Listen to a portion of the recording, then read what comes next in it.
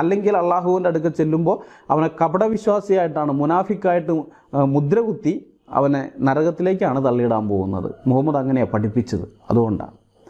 അപ്പോൾ ഈ ജിഹാദി എന്നുള്ള വിളി ഒരൊറ്റ മുസ്ലിമിനും അപമാനകരമായ കാര്യമല്ല എന്നുള്ളത് ഓർത്തിരിക്കണം.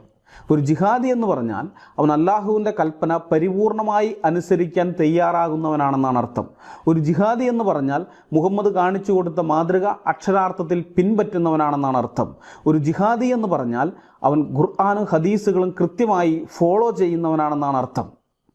ഇവരുടെ പ്രവാചകനായ മുഹമ്മദാണ് ലോകത്തിൽ ആദ്യമായി ജിഹാദ് ചെയ്യാൻ ആഹ്വാനം കൊടുക്കുന്ന വ്യക്തി എന്ന് മാത്രമല്ല, തൻ്റെ ജീവിതത്തിലെ അവസാനത്തെ 10 വർഷത്തിൽ മുഹമ്മദ് ധാരാളം ജിഹാദുകൾ ചെയ്തിട്ടുമുണ്ട്. അതായത് ലോകത്തിലെ ഒന്നാമത്തെ ജിഹാദി ഇസ്ലാം മത സ്ഥാപകനായ മുഹമ്മദാണ്, ഒന്നാമത്തെ ജിഹാദി.